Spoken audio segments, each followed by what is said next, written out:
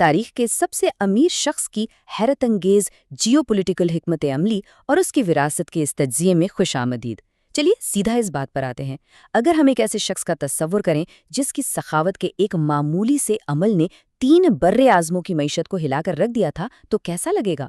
اس نے دنیا فتح کرنے کے لیے کوئی تلوار نہیں اٹھائی، بلکہ اس کے پاس سونے کا ایک ایسا بڑا پہاڑ تھا جس کے آگے اس وقت کے طاقتور ترین فرمان روا بھی بالکل عام سے لگتے تھے۔ اب اس بات کا اندازہ اس عظیم پیمانے سے لگائیے۔ خیر، سچ کہوں تو یہ بات بالکل حیران کن ہے کہ 3 الگ الگ بر اعظموں میں سونے کی عالمی مارکیٹ اس قدر گر گئی کہ اسے واپس اپنی اصلی حالت پر آنے میں پورے 12 سال لگ گئے۔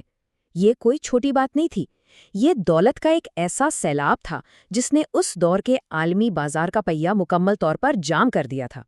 یہاں ہمارا سورس ایک بہت ہی دلچسپ اور واضح فرق دکھاتا ہے۔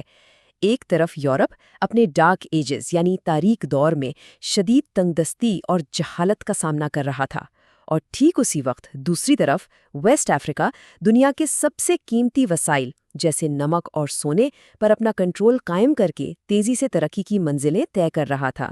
مالی ایمپائر اس وقت روشنی اور علم کا ایک بے مثال مرکز بن چکا تھا۔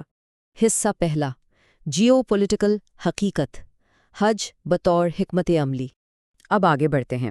سورس 1324 کے حج کو صرف ایک مذہبی سفر کے طور پر نہیں بلکہ سافٹ پاور کے ایک بے مثال مظاہرے کے طور پر دیکھتا ہے۔ اگر ہم اس سفر کے لاجسٹکس پر غور کریں تو یہ 7,000 آدمیوں پر مشتمل ایک عظیم کیراوان تھا۔ سپاہیوں سے لے کر شاہی گارڈز تک اس قافلے کا ہر ایک فرد قیمتی پرشین سلک پہن کر پورے راب و دبدبے کے ساتھ چل رہا تھا، اور اس بید بھرے عظیم و شان قافلے کے بالکل درمیان 80 اونٹ بھی چل رہے تھے۔ لیکن ان اونٹوں کے بارے میں سب سے اہم بات ان کا وزن تھی۔ ہر ایک اونٹ پر ٹھیک 300 پاؤنڈ خالص سونے کا برادہ لادا گیا تھا۔ ذرا سوچئے، یہ دولت کی ایسی انتہا تھی جو آج کے دور میں بھی کسی بڑی سپر پاور کے لیے ایک ساتھ جمع کرنا بالکل ناممکن سا معلوم ہوتا ہے۔ اس بے تحاشا دولت کا نتیجہ کیا نکلا؟ سورس اس بات کی نشاندہی کرتا ہے کہ جب یہ قافلہ قاہرہ پہنچا تو وہاں لوگوں میں اتنا زیادہ سونا بانٹا گیا کہ اس سخاوت نے انجانے میں مصر کی پوری معیشت کو ہی کریش کر دیا۔ آج ہم لوگ انفلیشن اور انٹرسٹ ریٹس کی فکر کرتے ہیں نا، لیکن یہاں ایک اکیلے شخص نے محض اپنی بے پناہ سخاوت سے معیشت کو اس لیے تباہ کر دیا کیونکہ اچانک وہاں سونے کی ویلیو بالکل صفر ہو کر رہ گئی تھی۔ چلیے اب مادی دولت سے ذہنی طاقت کی اس تبدیلی کی طرف آتے ہیں جسے سورس مٹیریل نے قلم اور تلوار کا اتحاد کا نام دیا ہے۔ یہ وہ مقام ہے جہاں اصل حکمت عملی سامنے آتی ہے۔ چمکتی دولت کو صرف دکھاوے کی چیز بننے کے بجائے ایک پائیدار نظام اور ذہنی ڈھانچے میں بدلنا ہی اصل طاقت ہے۔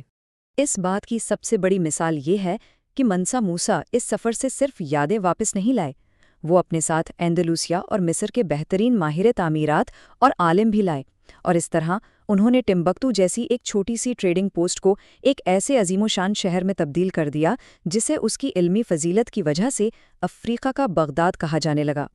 یہاں دلچسپ بات یہ ہے کہ جب دنیا کے دوسرے حصوں میں لوگ بنیادی چیزیں سیکھ رہے تھے، ٹھیک اس وقت ٹمبکتو کی ان عظیم لائبریریز میں طلاب اسٹرانومی، جورسپروڈنس اور میتھمیٹکس جیسے اعلیٰ مضامین پر بحث کر رہے تھے، اور وہ بھی لاکھوں مینuscripts کو استعمال کرتے ہوئے۔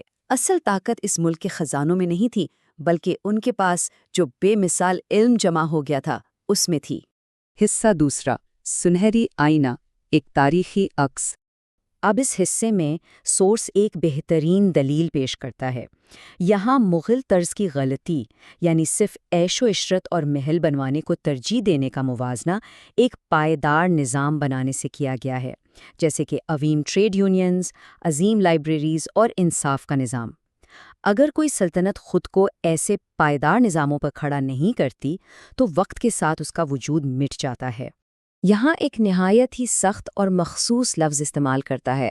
اس کا کہنا ہے کہ جب بے پناہ دولت کو سنبھالنے کے لیے ٹھوس اور پائیدار نظام نہ ہو تو ایسی سلطنت بیرونی استحصال کا شکار بن جاتی ہے۔ بغیر نظام کے دولت سے بھری مالی سلطنت آخرکار مغرب کے، جیسے کہ ٹیکسٹ کہتا ہے، ویمپائرز کا نشانہ بن گئی۔ تو اہم نتیجہ کیا نکلتا ہے؟ یہاں سورسز ہمارے جدید دور کے ساتھ ایک بہت ہی قریبی مطابقت دکھاتا ہے۔ آج بھی دنیا کے ایسے وسیع خطے جہاں تیل، معدنیات اور سونا بکھرا پڑا ہے وہ غریب ہیں۔ کیوں؟ کیونکہ وہاں لوگ اتحاد کے بجائے قبائلی انا اور فرقہ وارانہ پنجروں میں قید ہو کر آپس میں لڑ رہے ہیں۔ بہترین قیادت اور کردار کے بغیر صرف وسیل کا ہونا کافی نہیں ہوتا۔ اس تجزیے کا خلاصہ یہ ہے کہ دولت بذات خود منزل نہیں بلکہ صرف ایک اوزار ہے۔ یہاں دو راستوں کے درمیان ایک واضح فرق رکھا گیا ہے، ایک وہ لاوانی رہنما جو دولت کو انصاف اور علم قائم کرنے کے لیے استعمال کرتا ہے، اور دوسرا وہ پارٹی کنگ جو صرف وقتی عیش و عشرت میں ڈوب کر تاریخ کی کتابوں میں محض ایک فٹ نوٹ بن کر رہ جاتا ہے۔ یہ تحقیق ہمیں آخر میں ایک ایسے سنجیدہ اور گہرے سوال پر لا کر کھڑا کرتی ہے جس پر ہم سب کو ضرور سوچنا چاہیے۔ اگر آج کے جدید دور میں ہم دنیا کے سب سے بہترین اور قیمتی وسائل پر بیٹھے ہیں تو کیا آج کے مسلسل عالمی مسائل سونے کی کمی کی وجہ سے ہیں، یا پھر اس بصیرت اور ویژن کی کمی کی وجہ سے جو صدیوں پہلے عالمی معیشت کا رخ بدلنے کی طاقت رکھتی تھی؟